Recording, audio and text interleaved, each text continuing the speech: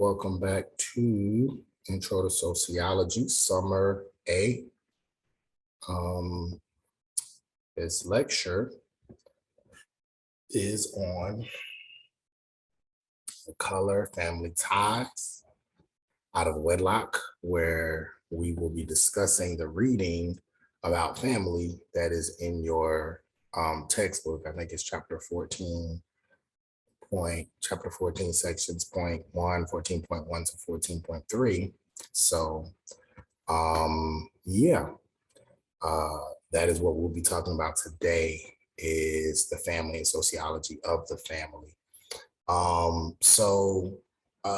With sociology, you have this overall context, right? Or this overall discipline of sociology that we talk about, that we talk through, that we look at everything from a sociological lens.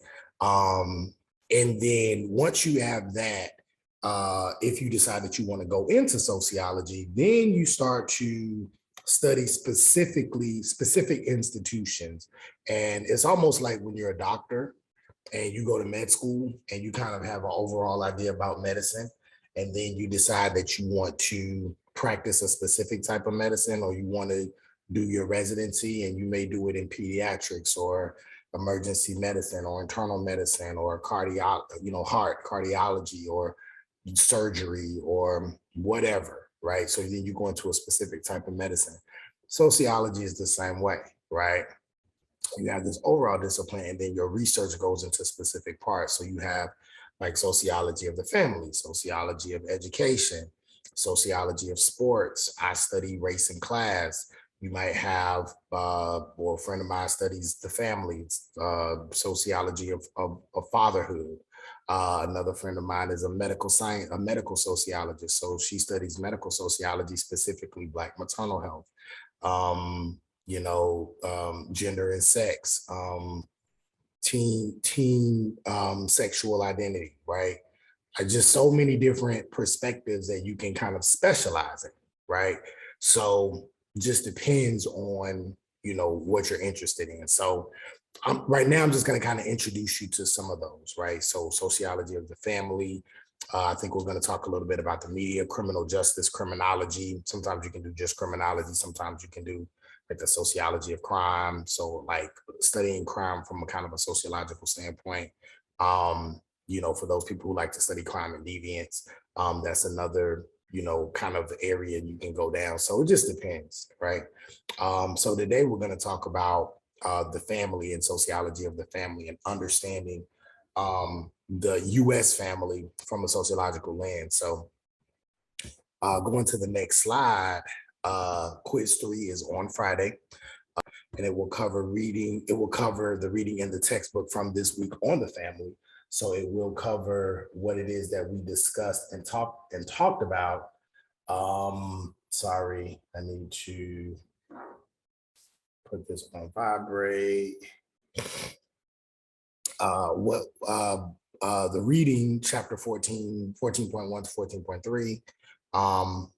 And so we're going to talk about, we're going to talk about that today, and you're going to have a quiz on that this Friday. It will be 5 to 10 questions, but you've done quite a few quizzes, so you understand how it goes now. It will be called quiz 3, the family. And the deadline to complete it is, you have all day. The deadline to complete it is by midnight. I haven't had any complaints about having to complete it. So it seems like everybody who's going to do the quizzes have done them. Some people haven't, but seems like everybody who's going to do them has been doing them. And so, works. All right, good stuff. Also, discussion assignment. So you will create a post answering the questions. There are going to be some questions at the end of this PowerPoint. You're going to answer those questions, and you're going to use information from the lectures in your post, right, to respond to these questions, right? So I want to see you using the information. I want to see you I want to see that you have an understanding. Some of you all have been doing really, really well. Most of you have been doing really well on the discussion posts. So continue to utilize information from the lectures and the readings in your assignments. Well, yeah, in your assignments, but in your discussion post to let me know that you know how to use this information. In addition, you will respond to another student's post using information from the lecture to support or challenge their ideas. And you're going to respond, you're going to engage in a discussion board post that's entitled Family, and all the instructions on the syllabus related to discussion posts should be fulfilled by 11:59 p.m. So that's the end of the work week this Friday. Don't forget to respond to another student's post. Some of you are not doing that. You're just doing your post and you're forgetting to respond, and you get half credit for that. You get 50%. So, I mean, it's real easy. You get 100, you just, respond. So, yeah, make sure you do that. All right. With that being said, let's go into the lecture. So, what is a family? When we are describing the family, what are we talking about? What is a family? And you can pause the lecture here and you can think about it, think about a definition of what a family is. What does that look like for you? But not just you, but also what does a family look like for others, right? Because your family may be a traditional family, but then your family may not be, right? But you might still consider what you are in or what you are a part of a family. So what is a family to you? And then we can look here at this slide, and these are two definitions of a family. Okay. One says that according to the US Census, a family is two or more people who are related to each other by birth, marriage, or adoption, and who share living quarters. The United Nations defines it as an act, ceremony, or process by which the legal relationship of a husband or wife is constituted. So, from the very definition that the US Census had at one point and that the United Nations had at one point, from the very definition of family, we already see with our sociological imagination, we already see that there is a bias. There are some biases here. Okay, what are they? What are the biases that you see in these definitions, the things that are off? Okay. Number one, right? We already see that it says a family is related to each other by birth, marriage, or adoption, and who share living quarters. First off, we don't necessarily, people that we are connected to by birth, marriage, or adoption, we don't always share living quarters with that person, right? I have a cousin that I'm related to by birth, but we don't share living quarters. This says, and you have to share living quarters. So already that's the easy one, right? This could be the legal, right, kind of definition, political definition, if you will. But then there's a social definition, right? Just like we talk about everything is socially constructed, family is socially constructed, meaning what we understand the family to be now is different from what we understood it before. And it's different based on people's circumstances and based on people's social reality. And the fact is that maybe at a certain time, the only people who you were around, especially when families were very big, were family. So it was okay to just consider these people who were biologically your family, or by marriage, or by adoption, your family. But we are so much more intertwined socially now with the schools and after school programs and churches or institutions or other religious institutions and different things that we're a part of, that now it is likely that you may have people in your life that function as biological family members, but may not be. So I want to ask you a question. Can you think of people in your family that if they were not in your family, you probably wouldn't talk to them? Raise your hand. All right. Now, can you think of people that are not biologically, are not related to you by birth, by marriage, or by adoption, but you would consider them family, and you would probably risk, let them borrow money or risk your life for them, just like you would if they were a part of your family, even though they're not by this definition? Is there someone that exists like that for you? Right. So family has this political definition according to the US Census, but there's also this social definition that we have as citizens, as humans, where we say, well, that's not necessarily family. That's not just the definition of family. We all have friends or people that maybe we've known for a long time, or people that we know from certain circumstances, where we would treat them just like they were our family, if not closer than a lot of the members in our family. People that are friends, but they're like brothers, or people that are friends, but they're like sisters. Maybe just as close to you as your own, if you have siblings, as your own sibling. So there is this socially constructed idea of family that doesn't quite fit into the political description.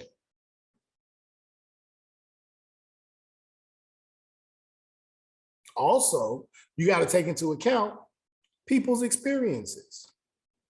You got to take race into account. When you take race into account, family's totally different. Because when African people were brought to this country, they were stripped from their families. If you know anything about the history of slavery in the United States, it was highly likely that a mother and a father, or a mother, father, and children could be separated during the enslavement process, where at one point they may be on the same plantation, but then when the child got to a certain age, the children may get sold off to another plantation, maybe even in another state, and sometimes would not ever see their biological mother or father ever again. That was also a reason why many enslaved people ran away, to go find their children, but to go find their mother or their father or their family members, because family is a very, very important part of the African experience, very part of the African reality. And so because slavery split up families, Black people then, and this has transitioned throughout the generations to now, have had to reconstruct family. During that time, the family was not always biological, but it was whoever you were around at that time. So if there were people on the plantation that were not biologically your family members through birth, marriage, or adoption, but you were in this, you were part of this horrific system and institution together, and you had these shared common experiences of whatever joy you would carve out, as well as the pain of this existence, and you shared it with this person, then this person was like your family because of what you all experienced, because what they were experiencing. All right. And so this is the idea of, within the Black family tradition, of godmothers, godfathers, aunties, uncles, cousins. All of these people can be just as close to you as your actual siblings or your mother or father, oftentimes because of this tradition of reconstructing family, because in Black America, family has constantly been disrupted by slavery or Jim Crow or mass incarceration. And so Black people have had to redefine what family means to them in order to keep that bond intact. Well, that isn't addressed in this definition, which is why when looking at it through our sociological imagination, we see that we can't take a political definition and apply it to everybody, because different people are going to be left out. and people's experiences are going to be left out. If we go to the United Nations definition, we clearly see that there is a leaving out of a whole group of people. And what people are being left out of this definition? It's clear that the LGBTQ plus population is left out of this definition because it says that at one point the United Nations defined family as an act between the legal relationship of husband or wife. And so it presents this heteronormative view foundation of family, which leaves out an entire community. So we already see that there are biases in these definitions, which is why it is important for us to consider and study and examine the sociology of the family. So now let's look at the next slide here. And what we see the 1800s farm family, right? This is an example of an early antebellum US family, right? And if we look at this, what are some things that we see in these pictures? You can pause the video and just look at all of these pictures. What are some similarities that we see in these pictures of the American family, if you will? Well, one thing we see is that they're all white, right?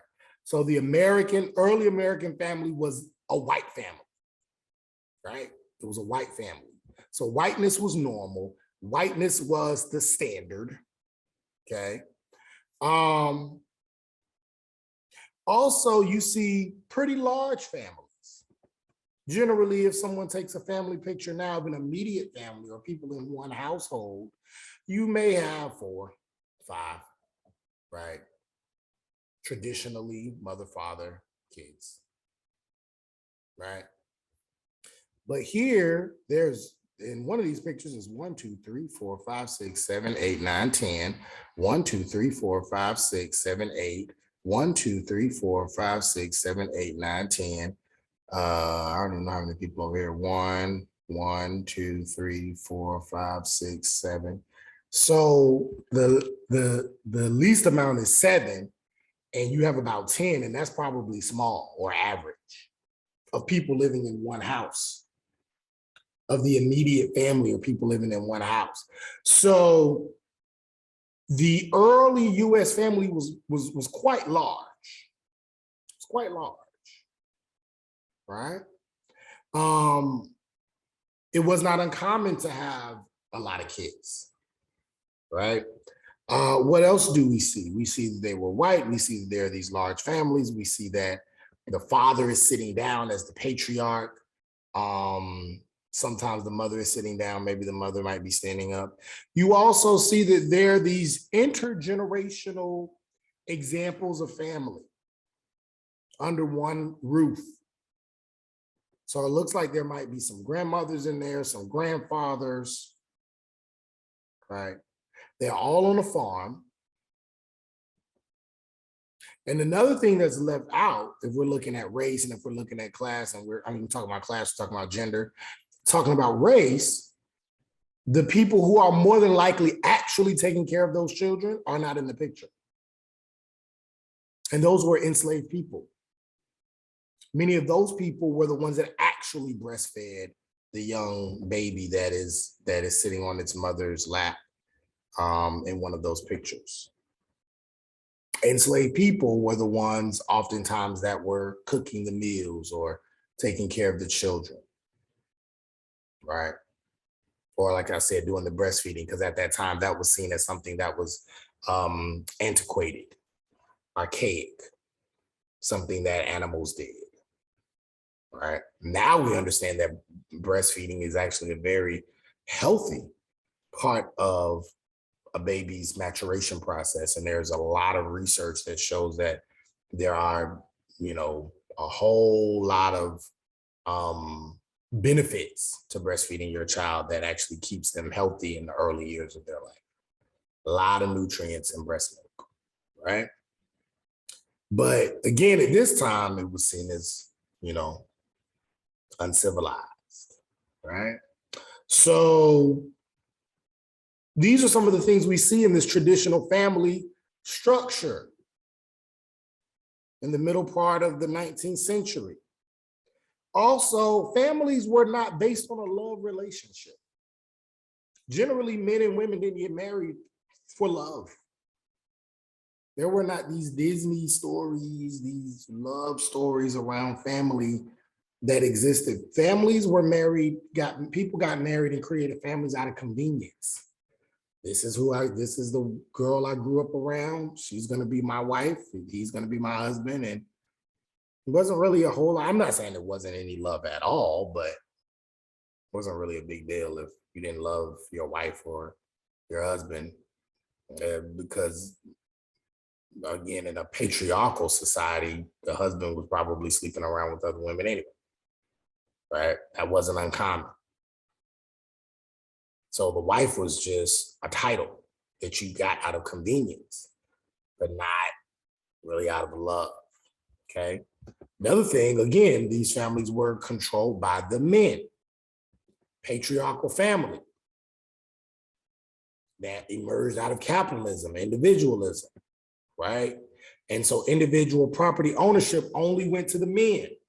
That means if a man and a woman had children and they only had girls and that man died, that property was going to go to the nearest nephew, right? Or cousin, male cousin, but it had to go to a male.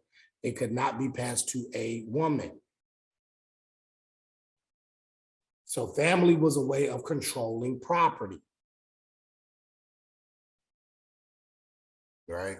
Also, the family, from a class standpoint, the family was put together as this economic engine for an agrarian society. The farm family was the core of what kept the farm running. So it was also a part of this economic engine that was necessary for microeconomics in the United States, which, a collection of these created the overall agrarian society that helped keep the United States afloat during this time before the Industrial Revolution. Okay. So again, it functioned like a little miniature economy. Everybody worked to make food, make clothes. Everybody contributed to the well-being of the family. If you were 5, 6, 7 years old, you're already out working. You're already doing certain things to help make sure that the family is together. Now, we don't think about kids working, right? We don't think about children working. We think about, we don't think about kids working. We don't think about children working. Oftentimes that might not happen until they're older, maybe 13, 14. And then children have to ask, they want to work to make money. All right. But children are really kind of liabilities in a way. And we're going to talk about that in a second. So again, this is what the early family looked like. But with the Industrial Revolution, work started to take on a new form. We've talked about that before. Work became different because now it wasn't just about the family anymore. Now it was about capitalism, making money. Okay. Now it was about making money. Work started to take place out of the home. So in order for you to make money, in order for you to contribute to the family, you had to work in the factories. You had to work in the factories. And so in working in these factories, you had to go away from the farm. Now it was becoming more and more convenient and more lucrative to get one of these 10, 11, 12, 13-hour paying jobs in the factories to work and then bring that money home. But as a result of that, the kind of work that became valuable was not the housework, which was typically related to the woman. And that work was not associated with wage. So that work began to lose value, which means what? The woman's position loses value. Because her position does not directly relate to wages. Children, same thing. Children begin to lose value because their position is not directly related to wage. In fact, their position eats up the wages for a long time until they turn the age that they were allowed to go and work in the factories. So the Industrial Revolution created this division between work and home, and men were associated with the public world of making money, and women were associated with the private world of managing a household and raising children. But at the time, people didn't really see that as much of a job or see that as valuable. And so because of that, it started to create this increase in gender inequality. Created this increase in gender inequality. And so this is when you start to see the family structure change from a sociological standpoint, right? Yes. So this is happening in the middle to the end of the 19th century, right? And now the family structure is beginning to change. Now we're moving into a post-women's suffrage movement where women are now fighting for their right to vote, fighting for their right to education, fighting for their right to work, wages being equal, which is something women are still fighting for to this day. And you start to see this change, especially around the 1920s, where you have this flapper movement, you have this sexual revolution that is occurring where people are starting to want to break away from the traditional ways of family or the traditional gender roles, right? This is starting to occur in the early 20th century of America's existence, and then moves us into the Great Depression. In the Great Depression, things start to change, right? Now everybody's trying to survive. So we're not really tripping off gender roles right now. Whoever can work, whoever can get money, whoever can keep this family with bread and shelter and water, that's who needs to do whatever needs to be done. So in those times where survival, in times of survival mode, this idea of inequality is, we're not tripping off of that. Inequality typically comes about when people are thriving and they want to remain in power.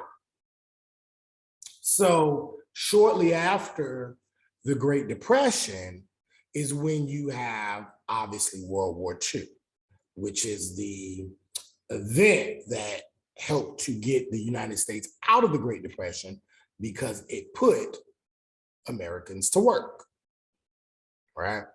But a lot of men were fighting in the war, which meant we needed somebody to make the bullets, make the guns, make the, work in the factories to make the weapons and the outfits, the soldier, material, things that they would wear, artillery, everything, right? We need somebody to make all this stuff. So women went to work. Okay, so now women are working, men are at war, the country's kind of coming back around again. And when we come back, and now this moves us into the 1950s, we see we start to see a much more thriving US. This is the golden years, what has often been called the golden years of American history. Your Dennis the Menace, Leave It to Beaver era, right? I know some of y'all may not be familiar with this, but this era, right, of American history was when You had the mother, the father, the child or children. Not as many children as in the 19th century, right? The mother oftentimes stayed home, right? The father oftentimes went to work. And it was this era, it was this time period that we see gender roles starting to come back around and to be cemented like it was in the 19th century, right? However, this was, again, you're talking post-women's suffrage, you're talking on the heels of the civil rights movement, and this is a time where people's consciousness are being raised. Wait a minute, now women, Black people, people that are marginalized are now speaking up. I don't know if I like this. I don't know if women say, I don't know if I just want to be relegated to the house. I don't know if I just want to be a housewife. A lot of these women went to college. You now have women's colleges, Smith College and other colleges during this time. Women are saying, I have a whole degree. And I'm in front of a stove cooking pies and cakes. Nah, I don't think I want to do this. I want to use my brain. What happens if this man dies? I don't have a way of making money. I don't have work experience. What am I going to do? Also, and we've talked about this before, men often abuse women sexually, physically, emotionally. Women, there's another class that I teach where we talk about this in way more detail. There's a movie called Revolutionary Road with Leonardo DiCaprio and I think Kate Winslet. You got to watch that. And it goes into the psyche of the 1950s American housewife. And just kind of spoiler alert, but Kate Winslet pretty much like goes crazy from just being relegated to this house. It's a very, very good film that deals with what these women were really going through during that time. So yeah, check it out. But this is showing that these gender roles that were established in the 19th century could not stand up in the mid 20th century consciousness of the US people. And so what you start to see in the 1950s is women are starting to resist. This is again coming while the civil rights movement. So you're seeing Black people resisting racism and inequality by marching and protesting. And now women are saying, we need to jump on board this. Now you see the second wave of feminism happening. Now you see Betty Friedan's work. Now you're seeing the women burning their bras movement, right? Now you see all of these movements that would eventually lead to the creation of Roe v. Wade in the 1970s, but you're seeing women protest. You're also seeing this sexual revolution where now people are becoming more open with their sexual fluidity. Now it's not just about men with women, women with men. Women are experimenting with women. Men are experimenting with men. Some of these are not experiments, but people are actually living out loud a non-heterosexual identity. Now you talk about the 1960s. This is a whole new era. Rock and roll, R&B, Black power, militancy, jazz, Woodstock, sexual revolution. Like this is, and you know who's going crazy over this stuff? Traditional white men. They're like, what is happening to this country? Everybody's out of place. Women are out of their place. Black people out of their place. Gay people are out of their place. What is going on? Everybody's looking to be free, looking to be liberated, wanting to live out loud and live the way that they were meant to be able to live. And want to have a place in this democracy. And so now this leads us to the next slide. I know that was long, but now it leads us to this next slide of the marriage movement.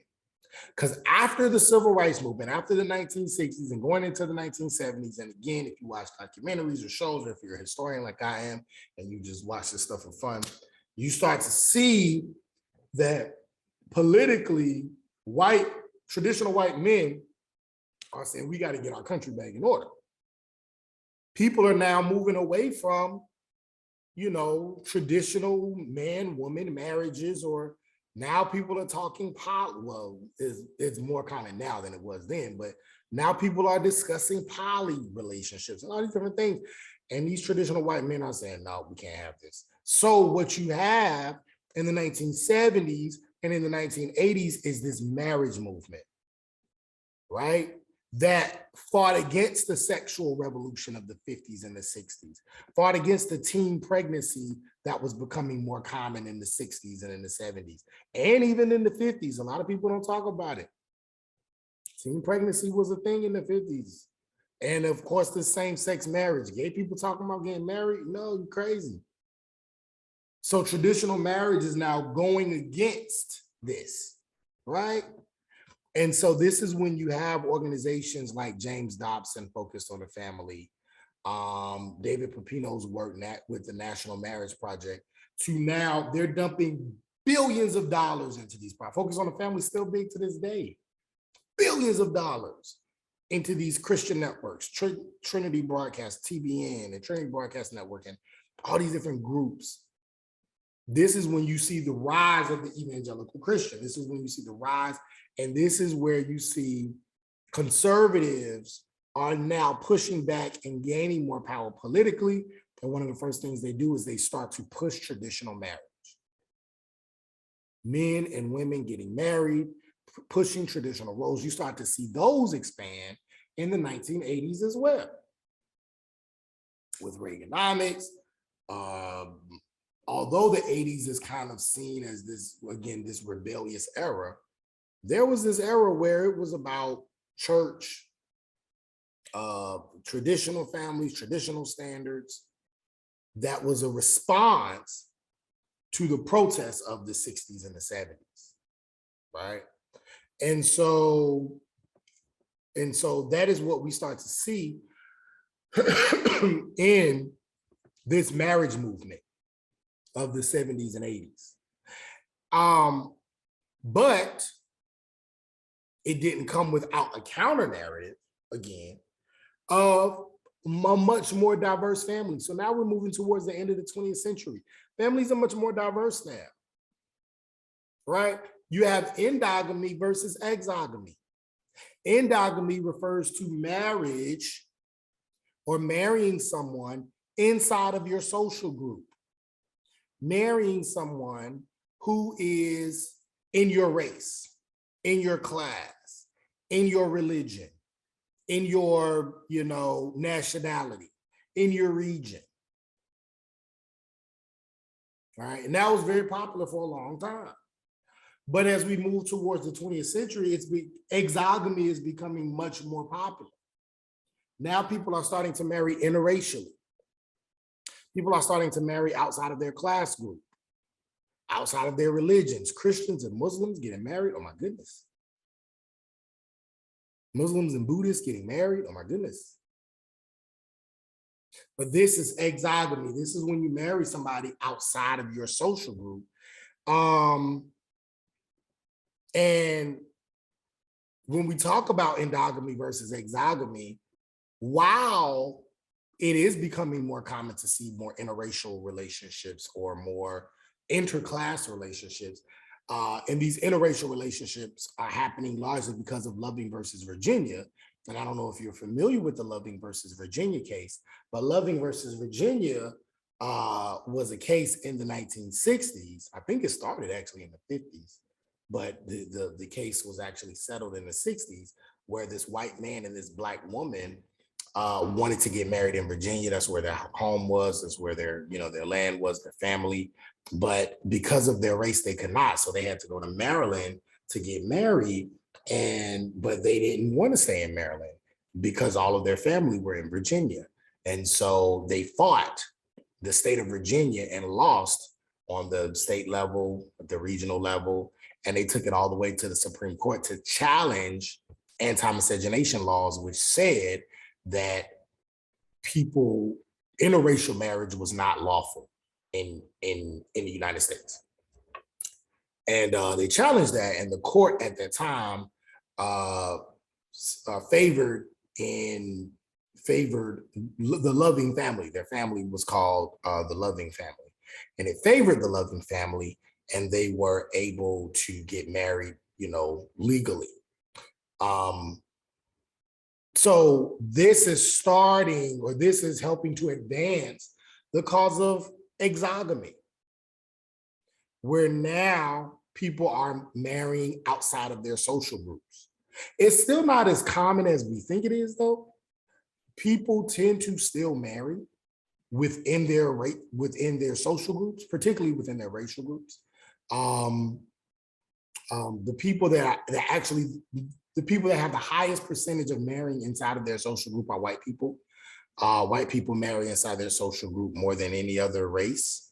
And the people that marry outside their racial group more than any other race are Asian women, Asian American women. They're more likely to marry outside of their race than any other group, right? African Americans marry inside their race more than any other minority group, and African American women specifically marry inside their race more than any other racial group, right? So while the interracial marriage is climbing, it's still not as common, but the overall U.S. family is becoming more diverse from the idea of being acceptably diverse, because it was always diverse. Now, if we want to really talk about it, this gets a little dark, but the raping of enslaved women during slavery was extremely common. So there was diversity for sure, because there's a lot of mixed race children, right, that either identified as white or identified as Black early on. In fact, I believe it was LeRon Bennett Jr. I can't remember. Oh, goodness, I got so many books in my head. But one of those books talks about how a majority of the African American population has some form of whiteness in them, right? You're talking 90%, right? Even ones that may look like me, don't look biracial, are not biracial from the immediate family, but if we go back far enough, the likelihood of there being some white person in the family is like 80 to 90%. So it's diversity for sure. Just that wasn't acceptable. Now when we talk about diversity, we're talking about, non-forceful, non-rape, consensual diversity in the family. So what are we talking about? Okay, so again, because of, and I don't know if we really get into it with this class, but I know particularly in my race class, we talk about white habitus, the theory of white habitus, and how segregation creates a level of endogamy that is very much higher than exogamy, because, and a lot of the reasons why there's so little diversity in the US families is because of overall political social segregation. White people are more likely to go to schools with predominantly white students. White people are more likely to live in neighborhoods that are predominantly white. Black people, Latinx people are more likely to live in neighborhoods that are predominantly Black or Latinx, or go to schools that are predominantly Black. And even if one goes to a school that is diverse, it's likely that they will come home or go to churches or be a part of social institutions that more so reflect their culture, right? And this comes from political and social de facto segregation, as well as de jure segregation, right? It comes from the segregation that happens within society, as well as the separation that we ourselves present when we say, I kind of want to sit at the Black kids table because I'm Black, or the white kids table because I'm white, right? Or the Asian kids table in the cafeteria because I'm Asian. This leads to a book written by Beverly Tatum, former president of Spelman College, and a psychologist who wrote a book called Why Do All the Black Kids Sit Together in the Cafeteria, and early conversations around race, right? So this is about the kind of de facto and de jure segregation that creates larger levels of endogamy over exogamy, right? Okay, so, now, last part of this diversity in families, talk about is monogamy versus polygamy. So monogamy is the practice of marrying or being in a relationship with one person at a time, but in polygamy, you have a system of marriage that allows people to have more than one spouse. And obviously there are different forms of polygamy. You have polygamy, where men have multiple wives, or polyandry, where women have multiple husbands, which is much, much more rare. And then you have polyamory, where you have consensually non-monogamous relationships in a lot of different ways. And I don't know if I listen to a lot of podcasts. And so there are these sex podcasts or family podcasts that discuss, or relationship podcasts that talk about all these different forms of polygamy. And it's like a lot of them, right? But these are becoming more popular now, right? And for sure, post-civil rights, post-sexual revolution, it's becoming more popular where people are saying, no, I don't just want to be with one person at a time, So really redefining, going back to what we were talking about earlier, really redefining what it means to live in, or to live in or be a part of the American US family, right? So the current research on family, so now we're coming to where we are now, and the current research on family is quite interesting. What we're seeing is that non-marital childbearing focuses or is largely the result of social class more than race. So a lot of research on children born out of wedlock has started to focus less on race and more on class. There was a time, particularly in the 1970s, 80s, where people were studying non-marital childbearing, women who were having children out of wedlock, and they were saying, particularly Black people, right? Like these single Black mothers and the welfare mothers, and we talked about that with the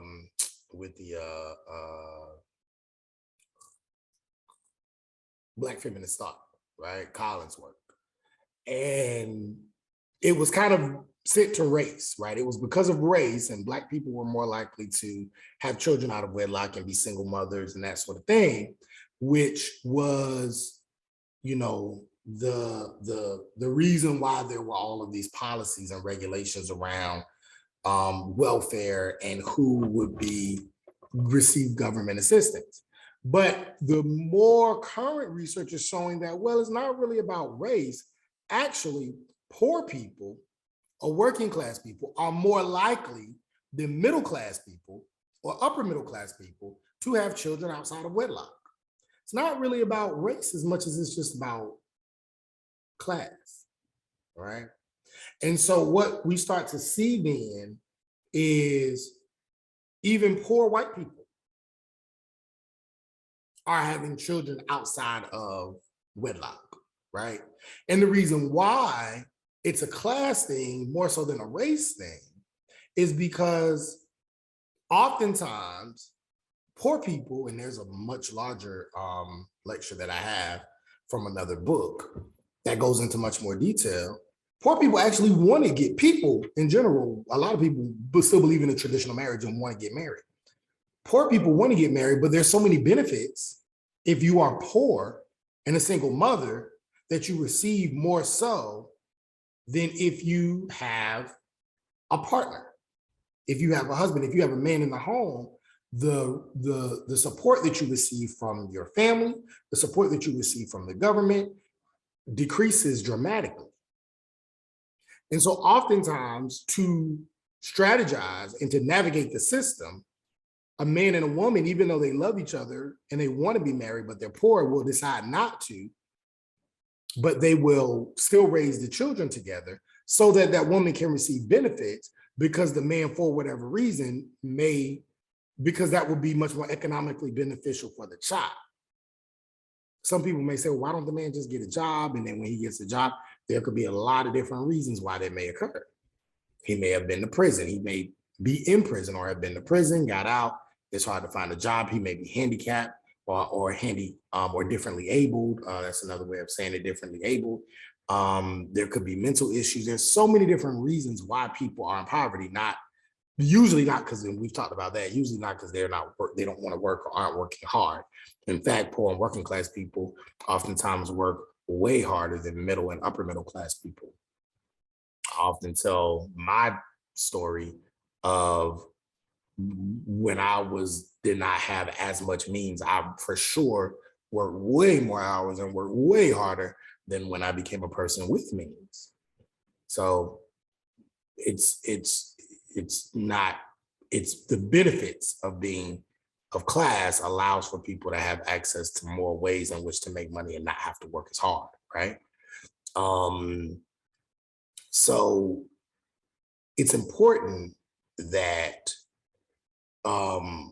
we understand, right, not to criminalize or set deviance on people because of their social class, and oftentimes not assign meaning, marital meaning, love meaning to these people when many of them are just trying to navigate a system that actually seems to reinforce a discord in family as opposed to a more cohesive American family, even though the country says that it is a country that is pro-family, but the policies aren't really set up that way.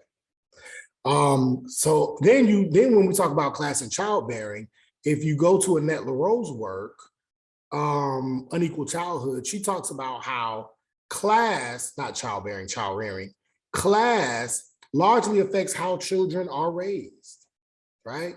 Concerted cultivation for the middle class, right, says that middle class parents are more likely to place their children in organizations, groups, classes, chess, robotics, tutoring, math, basketball, well, maybe not basketball, but maybe like tennis or something like that, where there's this concerted cultivation of skills, talents. Wherein for lower class people, their child rearing is more so from natural growth. Meaning if you come from a lower class, when you get out of school, you're not going to chess club. You're not going to robotics club. You're probably going home, riding the bus, going home and going outside to play. And that's where you learn life skills. That's where you're learning some of the similar things that middle class people are learning in this concerted cultivating space. Lower class people are learning in the streets, in the neighborhoods, on sidewalks. This is where they're beginning to make sense of their reality, learning conflict resolution skills. But it may not be in the same way as it is from the kid, the middle class kid who goes to robotics after school. This kid who's learning out in the neighborhood, in the streets, on the playgrounds, going to play basketball after school or whatever, may learn conflict resolution, not just necessarily through fighting. Some people may say, oh, ghetto hood kids or whatever fighting, but sometimes you learn how not to fight.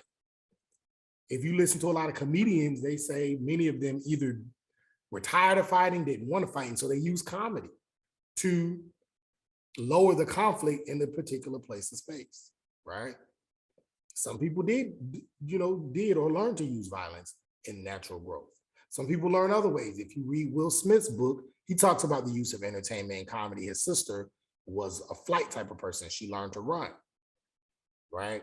Some people, it used to be called playing the dozens. Early Florida, we used to call it ranking. Now they call it joning. So instead of fighting with fists, you fight with your words, right? You learn how to pick on people. Yo mama this, yo mama that, right?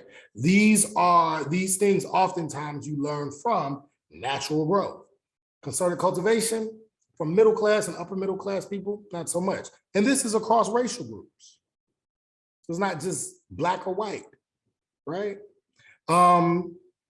Again, this is based off of Annette LaRoe's work, Unequal Childhoods. Then you also have this notion of the second shift. We talked about this, I believe, in the gender class. We talked about the second shift and how women oftentimes have this second shift of when they get off work, they come home and they have a second shift of taking care of the home, et cetera, et cetera. Men, oftentimes, they get home, they get to crack open a beer, watch the game, relax, right, after work, right? Also, current research on family, divorce, and separation says that laws make it easier now for women to divorce. And women are more likely to file for divorce than men. There's a whole lot more we can say, but we're not going to go too deep into that. But if I were to teach a sociology of the family class, we could definitely go into that. But marriage no longer became a necessity for women's survival. The more that women were able to have access to education and opportunities and resources, the less likely they were going to stay in a marriage that did not serve them. The less likely that they will put up with abuse. The less likely that they will put up with mistreatment or infidelity. So now women are saying, well, I have a master's degree. I have job and work experience. I don't have to put up with things that I had to put up with, that my mother had to put up with, or my grandmother, because now I can function on my own. So women, but still, so even though women have more opportunities now, which leads to, which kind of have some relationship to the divorce rate and separation rate, women are still more likely to be in a worse economic situation after divorce, because society is still set up for men to be much more economically stable than women. And men benefit much more financially in a marriage, in a traditional marriage, than women do. But it also goes back to the idea that now, unlike what we talked about earlier in the class, now satisfaction is way more important. It's not just about convenience. People generally are not marrying for convenience anymore, or out of survival or necessity. Now people are saying men have access to opportunities. Women have access to opportunities, in general. And so now it's like, well, if I'm gonna be married to you, I want to be married because I want to be with you, because I like you, because I love you, because I want to be here, not because I have to be here, right? And again, we're generalizing, right? There are obviously situations where people do still stay together out of necessity, or because they have a good life or whatever, But yeah, so a lot of the current research is looking at these topics. Okay, so let's jump to a quick activity. I kind of have to say it as opposed to that you actually doing it in class, because really this lecture takes place over about 2 days, but we're just going to cover it all today. And you can watch it, when you have time, and stop it here and come back or whatever. But there's this activity that I often do called life-mate activity, where, and you can participate in this right now. You don't have to turn it in or anything, but just something to consider. What I would ask you to do is take out a piece of paper and a pencil or a pen, and I want you to write down the characteristics of a person you would want to marry, right? If you marry or have a lifelong partnership. Everybody doesn't necessarily want to be married, but have a lifelong partnership. And I want you to write down the characteristics of that person, and write down the characteristics of how they would look, their personality, their values, their social status, their education level, all of those things, as much as you can think of. I want you to write down those characteristics. You could pause it here, do that, then come back. All right, now I want you to put a check mark to all of the qualities on the paper that's in front of you that describes you. So put a check mark by all those qualities. Now, raise your hand if half of the qualities you want in a mate you also see in yourself.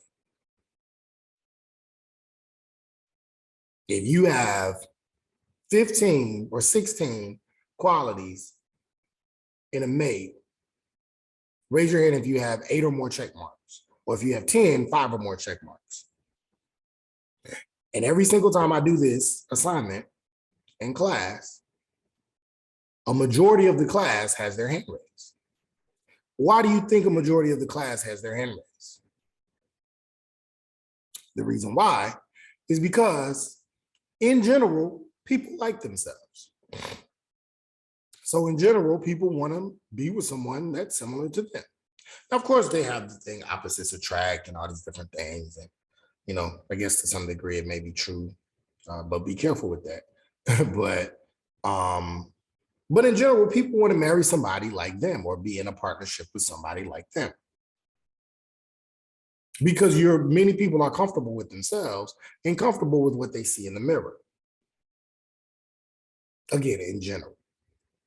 And so you want someone very similar to you, maybe a little bit different. But what this goes to show is that who we are, and we've already shown this in throughout this sociology course, who we are is largely based on societal standards, societal separation, traditional norms, whether good, bad, or indifferent. And so because of these things, it is now reflected in the people who we choose to date. And the people who we choose to date are largely political because our lives are political. And the people we date are political. And we choose people to marry or be in lifelong partnerships with out of who? The people that we date, which are what? Political. And the people who we marry or are in lifelong partnerships with are the people who we have what with? Families.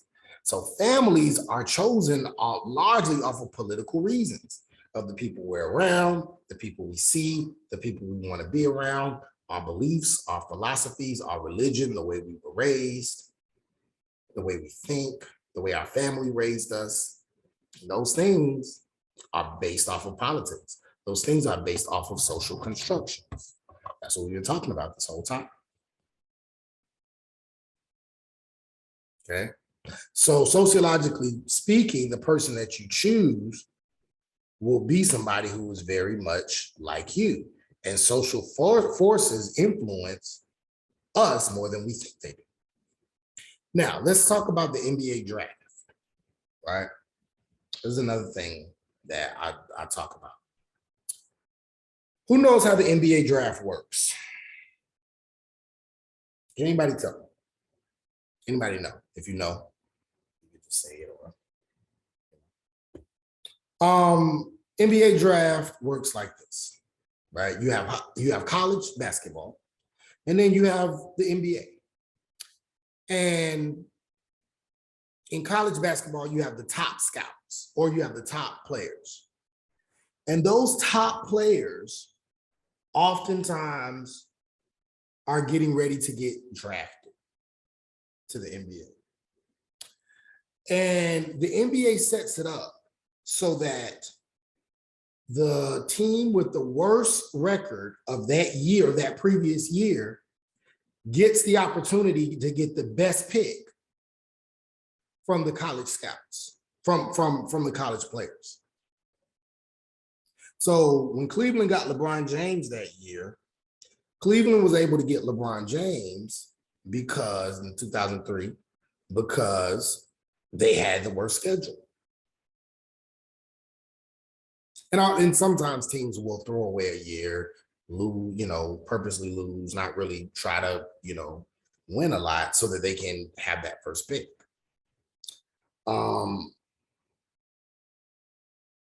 But some people may say, well, that's not fair. The teams that are good are good. Shouldn't they be rewarded for being good by being able to get a good player? Also, the teams that are good are selling tickets, they're selling merchandise, they're getting money. They have the money to pay these college players to a lot of money to come to their team. Why are they not being rewarded for being good? Why does the worst team get the best player? Can anybody tell me, or is that fair? Some people may say, well, no, that's not fair. But a lot of people understand. Why does the NBA do that? The NBA does that because if the best teams got the best college players, all the time, who would win? The same teams would win over and over and over and over and over. I was just watching a documentary. I always watch documentaries but I like sports documentaries. I like sports. And I was watching it on the Lakers and the Celtics in the 1980s. And they were literally, with the exception of like Detroit sometimes and Philly sometimes, the Lakers with Magic Johnson, the Celtics with Larry Bird were like the best teams in the 80s. Now imagine if, and they were great, right? But imagine if the Lakers had Magic and Kareem and all these different people, and the Celtics had Bird and and all these great players. And then when they retired, the Lakers got Michael Jordan, and Boston was able to get Isaiah Thomas, and the Lakers got Dennis Rodman, and Boston was able to get Patrick Ewing, and all these great players in the 90s. And then when they retired, the Lakers got Kobe Bryant. And Boston, well, the Lakers did get Kobe Bryant, but the Lakers got Kobe Bryant, but Boston got LeBron James. And the Lakers, well, did get Shaq. and Boston got, Carmelo Anthony or something like that. Literally from the 80s and the 90s and the 2000s and the 2010s, it'll be the same people getting these great players. But that's not going to sell no tickets. And nobody's going to watch it. The reason why we watch games is because we want to see the opportunity for the underdog to win. And we want to see how good the champion is by seeing, okay, even within this balance of not getting the best players, can you still do what you're doing? And the fact remains is this is why you have dynasties. So the Lakers and the Celtics were the dynasties in the 80s, but the dynasty in the 90s was the Chicago Bulls, and then later on kind of San Antonio. And then in the 2000s, you had the Lakers and you had San Antonio and you had Detroit. And in the 2000s and 10s, you have Cleveland, you have, Cleveland only won one, but you had Golden State mainly. Golden State and Miami, I think, won a couple, right?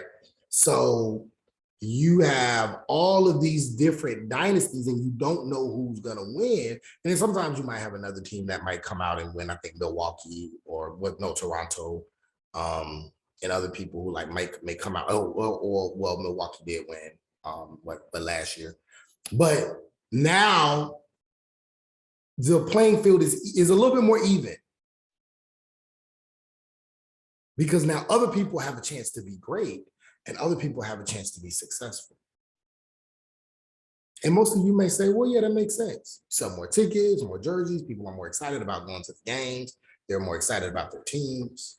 It makes sense. What if society worked that way?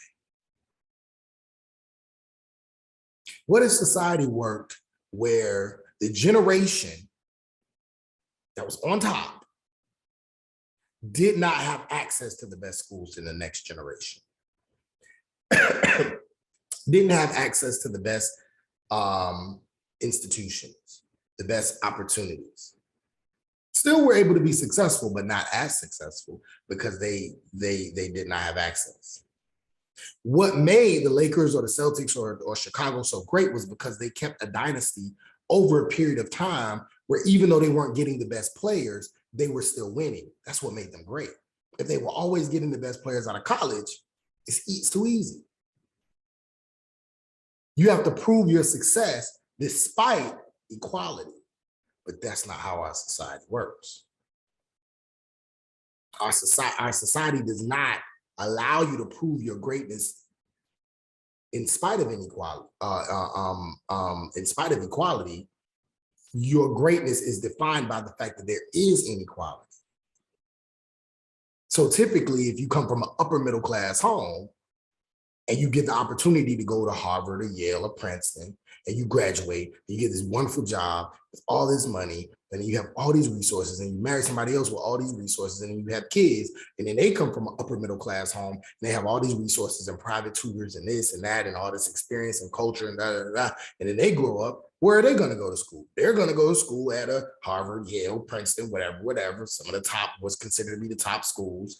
And then and it's just going to go over and over and start a business and make a lot of money and have all these opportunities and da, da, da, da, and then they're going to do it, and then they're going to have kids and they're going to do it again and again and again and again and again. But what if that spot for that one generation, now that next spot in opportunities in a big school or opportunities to work at a big company or start a business did not go to that upper middle class family, but now it came from the lower class family or the working class family or a poor family or a lower middle class family. And now they have the opportunity and we balance it. But then maybe the next generation might go back to that one that missed the opportunity, the next generation, but they got the next generation. So now it's kind of more balanced, like the NBA. What if society was like that? Wouldn't that be more balanced? Wouldn't it give more opportunities to people? And then a person can prove their greatness because despite the fact that this next generation didn't have access to that spot at Yale or at Princeton or a spot at an internship in this big company or a spot at this or a spot at that, despite that, if they were still able to be successful and get rich and make millions and millions of dollars or come up with an idea, now you're great. Now you are successful. Now you've proven that you're really a genius. You know who talks about that is actually Warren Buffett. He talks about the fact that his wealth, while he did have to be smart and understand the economy and stock and finances, he said he read every book in the library on the topic. He said, I mean, I was privileged.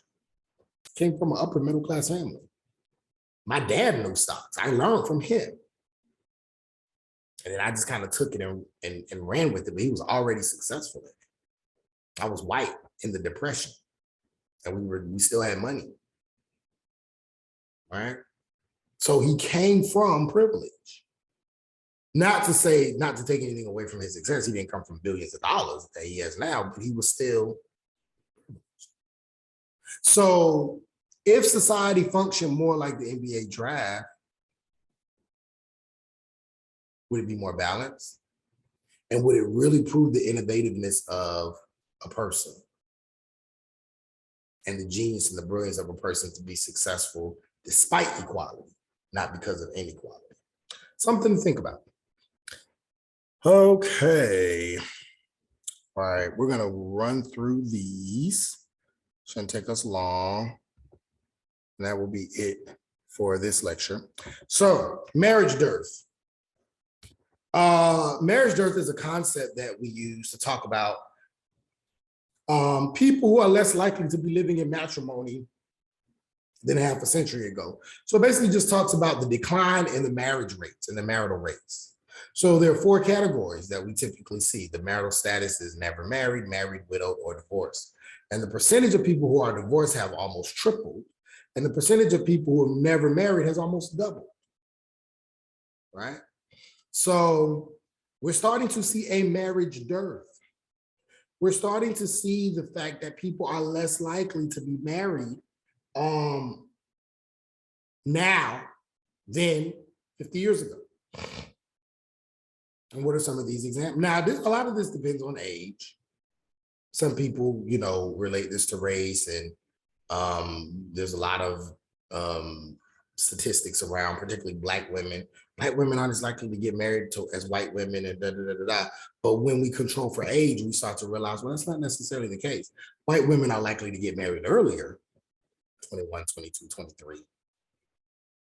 Black women are not getting married as early as white women, but when you start to look at maybe 28, 32, 35, you start to see that those rates are similar to white women who are getting married at an earlier age, right?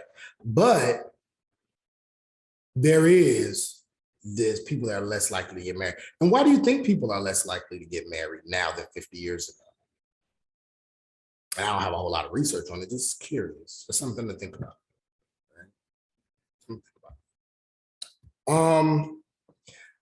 Some people say that the marriage dearth can be because of the supply factors. There's a pool of the supply factors we talk about are the pool of eligible prospects. So the supply of potential marriageable partners in some communities have decreased. And this could be for many reasons, but from a sociological standpoint and looking at it politically, we realize that a lot of it is because of things like mass incarceration. So if you look at the Black community specifically, or the Latinx community specifically, when a larger number of the men are taken away and placed in an institution for 10, 15, 20 years, that decreases the supply of potential marriageable partners for these women, right? Which has led to a marriage dearth within the Black community specifically, right? And there's a lot of research that talks about that specifically, and I want to say the new Jim Crow talks about that. Michelle Alexander, former lawyer and journalist, right? One of the best books awards, one of the best books written in 2010s, right? And so there are these socio-political reasons as to why a marriage dearth can happen. But then there are other ones that maybe other examples or explanations you might have. Also, marriage dearth can be because of individuals who identify with a religion tend to form traditional marriages. So if you were raised Christian, or if you were raised Muslim, or within the Judeo-Christian tradition, then you're more likely to believe in traditional marriage, right? Approximately 51% of all US adults do not adhere to a particular faith tradition. So more and more US people are saying, well, I don't know if I identify as fully with Christianity or fully with Islam. And so this is showing that, or that could be one of the reasons why there's a marriage dearth. Why less and less people are wanting to be married, because less and less people are adhering to a specific, particularly Judeo-Christian faith tradition. Research also shows that there's a correlation between spirituality and resilience and the ability to bounce back from change or troubles. So sometimes if you are a part of a faith tradition or a spiritual idea, then when people who are married go through hardships, or when marriages may go through separation or even divorce, there is this bounce back that occurs if you adhere to a specific faith or faith tradition, right? There's also evidence that shows that economic hardships, there's a relationship between economic hardships and marital stability. The more people suffer economically, the more likely it is that divorce or separation can become evident, right? So social class can shape the quality of conjugal and parent-child relationships. When we look at some divorce rates within not the Great Depression, but within the recession of 2008, as in states where the rise of home foreclosures rose, you also saw rose in divorce rates. So when people start struggling financially, some people might start looking at each other like, I think it's your fault, it's your fault. It brings out the negative in some people, and it could lead to divorce, right? So there are these social and economic factors around divorce and separation. Families appear to have fewer problems and fare better in societies that value and make families a priority. So those countries that invest in families, that put money in family organizations and family traditions, and invest a lot of time and effort into building their country's families, they tend to have fewer problems. But the US actually invests less in government programs for family than any other developed nation in the world. And some of this is the product of the belief that family is an individual responsibility. It's an individual responsibility. It's not up to the government to decide what you do with your family. Remember, the United States is a country built off of individualism. So we don't want to get involved, or want to be as less involved as possible in people's individual lives. But the less likely you are involved, or government is involved in the family, the more problems you're going to have. So should the family be a private institution, or should the family be more of a public institution? This is actually a question that you're going to see later. So keep this in mind. This is a question you're going to see later. So also, there are benefits to being married, though. Marriage equals money. There are some economic benefits to being married versus like cohabitation or being divorced or never being married. Some of the economic benefits: one, two people live a whole lot. Two can live more cheaply than one. If you got two incomes coming in the home, you got access to more money. Way more you can do with two than one. Married couples save and invest more in their future. You can if it's more than one person. Especially if you can live off one person and then save and invest the other person's income. Oh my goodness. Very well off. One person acts as insurance. If it's just you, you get sick or unemployed, that's it. If you're married, you get sick or unemployed, you can depend on your partner. More employment-based benefits, better tax loopholes, right? Or tax write-offs for married people. Married men tend to live longer and healthier lives. Actually, health research shows married men live longer and healthier than single men.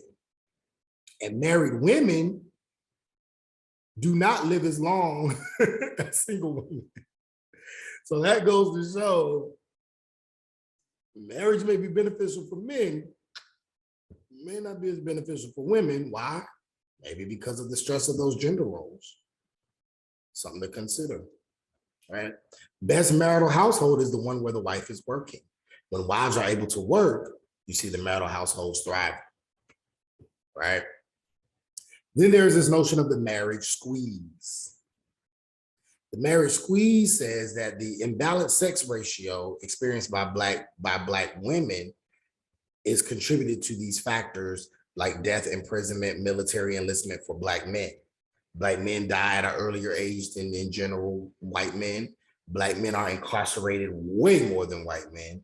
And this being enlisted into the military oftentimes happens more for Black men than white men. There are higher rates of unemployment for Black men. And so oftentimes Black women don't want to marry him because they ain't got no job. How you gonna take care of me and a check? Black men are more likely than Black women to marry someone of another race, right? That is also part of the marriage squeeze. Now, Black men are more likely than any other minority race of men to marry inside their race, meaning Black men marry inside their race more than Latino men, more than Asian men, more than Native American men. But in comparison to Black women, Black men marry inside their race less. But it's only by like 4 or 5 points, I think. It's like 92% versus like 87 or 88, right? But if you look at these factors on blackdemographics.com, you kind of see some of more of the social economic factors. Also, current research on family says that attitudes towards marriage are changing, right? Among the never married, 61% say they wish to be married. 27% say they don't wish to be married. And 12% are still unsure. So a lot of people still want to be married. But in 2011, almost 4 in 10 Americans said they felt marriage was becoming obsolete. That's almost half. And that was 2011. So a lot of people want to be married, but this idea of marriage being something that's kind of in the past is growing. It's growing. So something to think about. Right? Divorce in the 19th and early 20th centuries, there was like this stigma attached to divorce. You know, it kept the divorce rates very low. If you got divorced in like the 1900s, it was like, you're damaged goods. It's very restrictive laws. Usually you could only do it if you could prove that a person was being abused, that your husband cheated, or that the husband abandoned you. All right. But now, and there were very limited opportunities for women. But now again, like we talked about earlier, opportunities for women have allowed them to leave marriages if they choose. And the incidence of divorces have fallen in the 21st century. So actually divorce rates were actually higher, I want to say in like the 80s and 90s than they are now. I'm actually going down a little bit. Right? They've actually gone down a little bit. Also, cohabitation. The number of married, unmarried partner households more than doubled in the last 20 years. So more people are looking at the idea of cohabitating, and a lot of the majority of adults are saying that they cohabitated at some point before they got married. More people are saying, I want to see what I'm gonna get into before I decide to give my life to you. Right? Now, at one point, cohabitating before marriage was a complete no-no.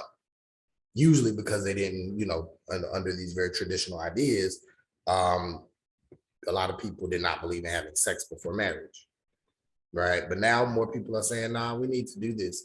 And compared to non-cohabitators, unmarried partners were more likely to be younger, to have lower levels of education and income. They were less religious. They probably came from divorced parents, or maybe they were divorced.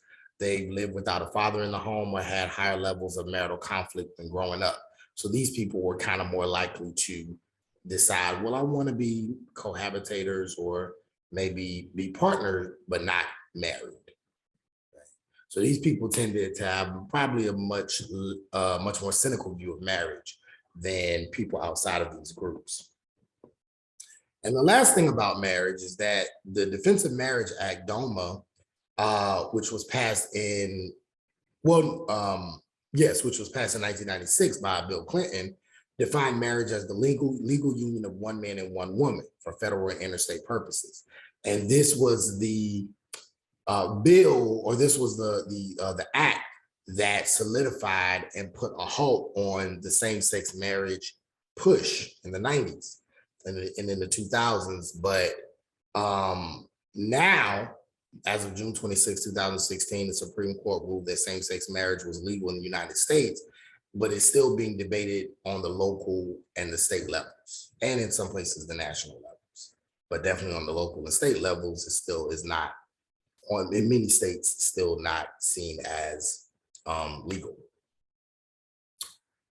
So this is showing that the family is changing. The family is growing. The way in which we understand the family and family dynamics are constant. This is why socially constructed.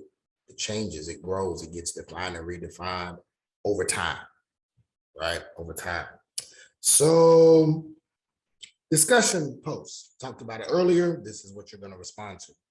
Is the family a public or private institution? If the family is a public institution, then the community has a responsibility and right to step inside the family to ensure the safety and well-being of the children. But if the family is a private institution, then the family has the right to and responsibility to raise children according to their own values. I want you to explain in detail which one you think it is. Using information from the lecture and or reading, I want you to support your position. And I want you to provide examples or scenarios as to why you feel one way or another. Okay. And remember to follow the instructions for how to do a discussion post. All right, with that being said, thank you for listening. Hope you gained something from this lecture. Hope you are listening and reading and following along with the PowerPoints. I'm enjoying the conversations or the discussions that I'm having with students about these topics. And look forward to more. So have a great day, great week, great weekend. See you soon.